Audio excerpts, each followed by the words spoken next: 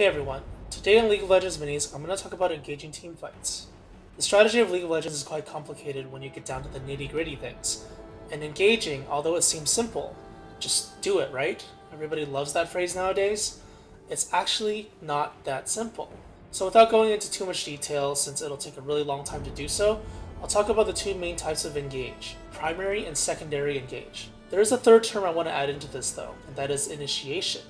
These three terms are pretty important, and since there's no official lexicon of League of Legends, here's how I define them. Like the dictionary definition, initiation means the act of initiating, the start of a process. In League of Legends, this means the action that starts the team fight.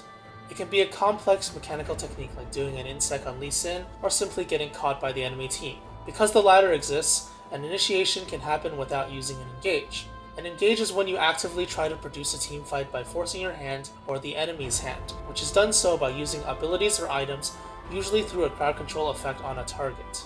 Primary engage is usually, but not always, the most reliable form of engage.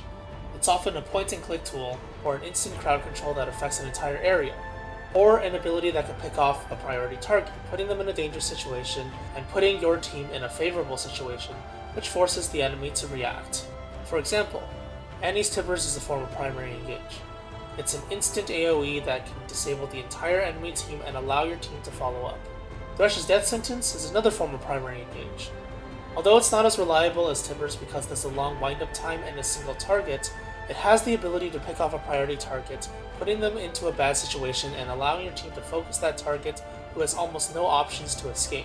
And because of that, the enemy team will have to actively protect that target, thus starting the fight, or just let them die, which results in them losing their carry.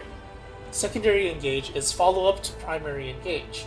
The main form of secondary engage is an unreliable or situational CC effect. One example of this is Sejuani's Glacial Prison. Glacial Prison is best used on top of an enemy, so it explodes and stuns instead of exploding at the max range and slowing. After Thresh lands a death sentence, Glacial Prison on top of that enemy will stun the target as well as everything around it.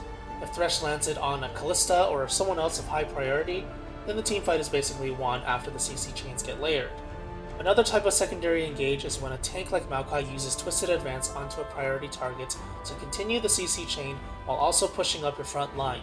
Both elements, the CC and the pushing up of the front line, are parts of the secondary engage. Not only is the enemy being locked down further, but they're being forced into fighting and hitting the tank. Again, engaging is actively trying to produce a fight, and this kind of secondary engage is something that extends that. By no means does this mean that secondary engage cannot be the initiation. For example, Orianna's Shockwave can be used to initiate a fight, but is still best used as secondary engage. Let's say after Vi or Jarvan uses their ability combo to dive the backline onto a priority target. At that point, Shockwave will absolutely destroy the entire enemy team. The point of separating engage into two categories, well, I guess you could say there are several more, but we'll leave it at this for now, gives you a kind of flowchart style of play. You kind of know where things go when things happen. Primary first, secondary after, fight, win the game.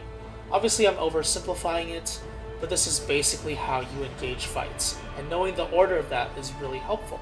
Knowing how to engage and initiate a team fight will win you games.